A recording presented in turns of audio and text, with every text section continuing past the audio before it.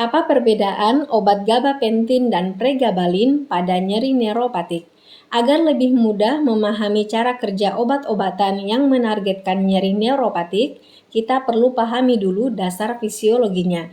Bagaimana tubuh kita mengenali nyeri, apa yang terjadi saat saraf mengalami gangguan. Fisiologi normal, bagaimana rasa nyeri terjadi. Dalam kondisi normal, tubuh kita merasakan nyeri sebagai bentuk perlindungan dari bahaya. Sistem saraf somatosensorik bertugas mengenali dan mengirimkan sinyal nyeri dari bagian tubuh seperti kulit dan otot ke otak.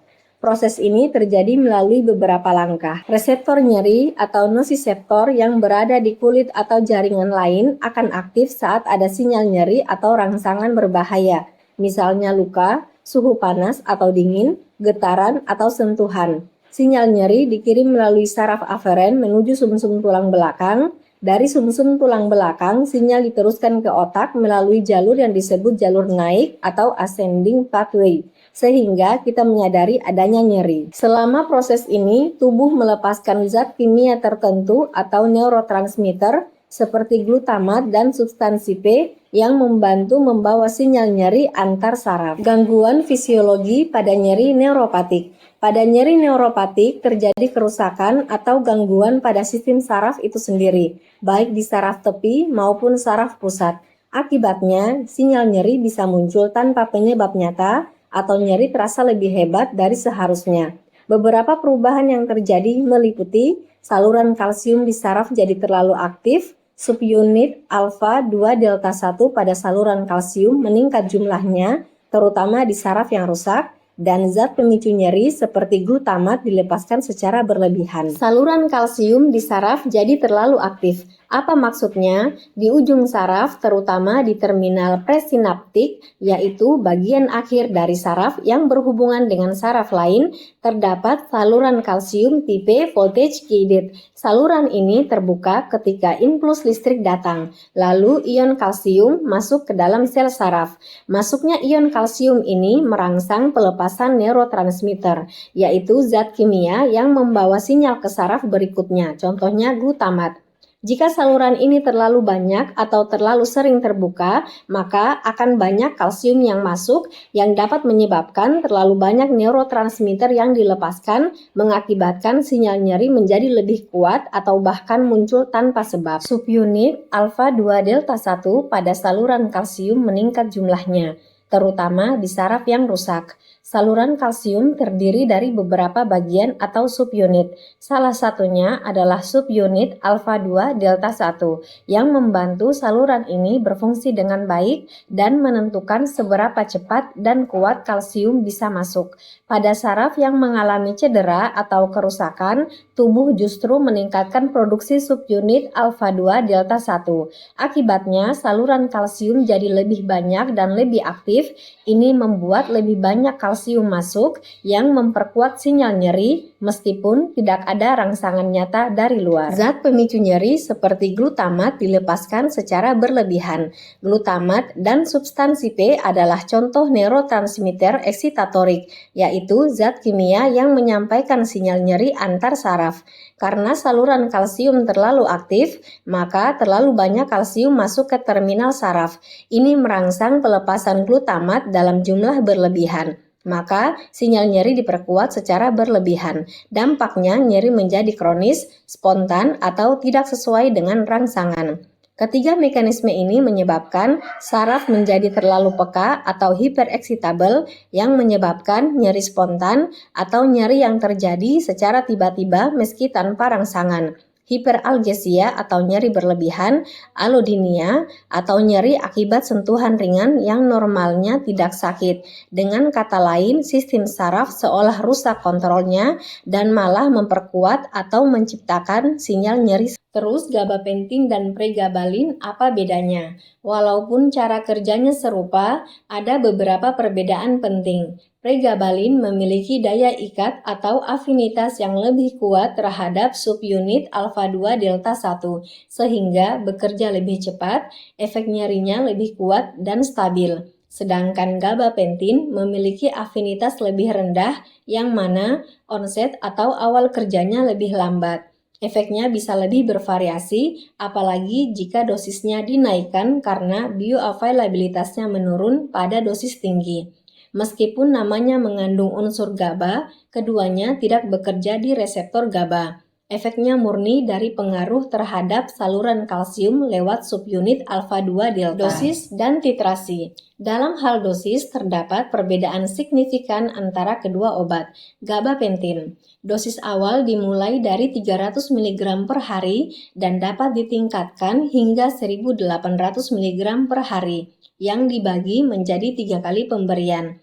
Efek terapi penuh biasanya muncul dalam waktu 2 hingga 3 minggu. Namun, bioavailabilitasnya akan menurun seiring peningkatan dosis, sehingga efektivitasnya bisa bervariasi. Pregabalin. Dosis awal yang umum digunakan adalah 75 mg 2 kali sehari atau 150 mg per hari dan dapat ditingkatkan hingga 300 sampai 600 mg per hari tergantung respon pasien.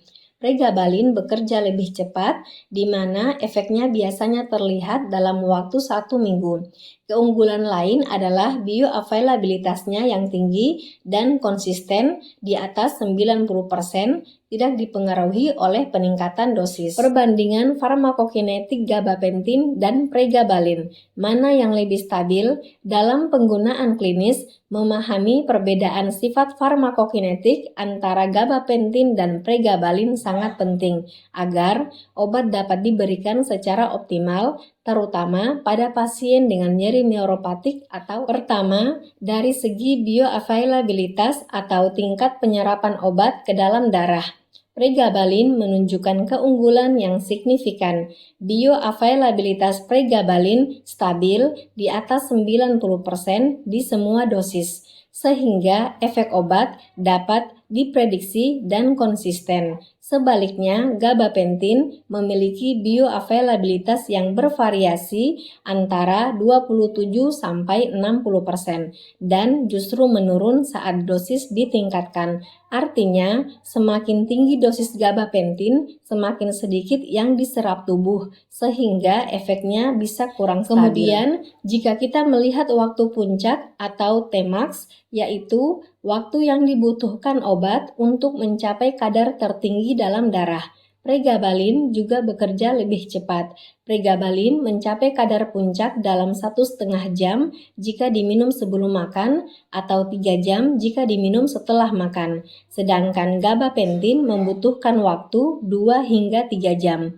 Ini menunjukkan bahwa pregabalin dapat memberikan efek lebih cepat dibandingkan gabapentin. Dalam hal pengeluaran obat dari tubuh atau ekskresi, baik gabapentin maupun pregabalin sama-sama dibuang melalui urin dalam bentuk utuh.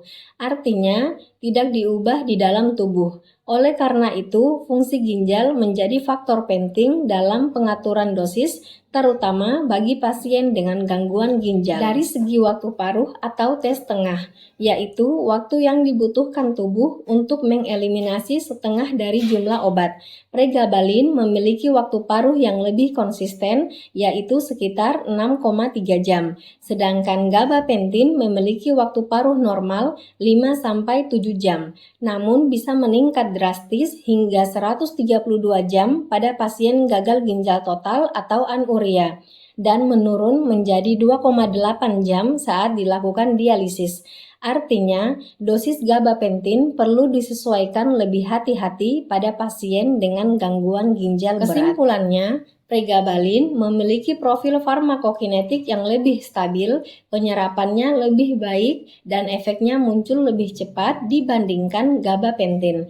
Namun, keduanya tetap efektif dan pemilihannya perlu disesuaikan dengan kondisi klinis pasien, fungsi ginjal, serta respon terhadap pengobatan. Indikasi klinis. Meskipun keduanya sama-sama digunakan untuk nyeri neuropatik, terdapat perbedaan dalam indikasi yang disetujui secara resmi. Dengan demikian, pregabalin memiliki cakupan indikasi yang lebih luas, terutama dalam pengobatan fibromialgia. Efek samping. Efek samping yang ditimbulkan oleh kedua obat ini sebagian besar mirip, namun ada beberapa perbedaan dalam frekuensi dan intensitasnya. Secara umum, pregabalin lebih cenderung menimbulkan efek samping seperti edema perifer dan peningkatan berat badan dibandingkan gabapentin. Selain itu, resiko ketergantungan juga lebih perlu diwaspadai pada penggunaan pregabalin jangka panjang. Secara keseluruhan, pregabalin lebih unggul dalam hal kecepatan onset,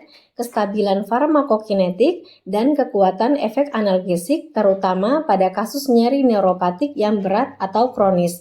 Namun, gabapentin tetap merupakan pilihan rasional untuk kasus ringan hingga sedang karena harganya yang lebih murah dan risiko ketergantungan yang lebih rendah. Dengan demikian, pemilihan obat antara pregabalin dan gabapentin sebaiknya mempertimbangkan berbagai faktor, termasuk profil pasien, tingkat keparahan nyeri, respon terhadap pengobatan sebelumnya, serta kemungkinan efek samping yang dapat ditoleransi oleh pasien.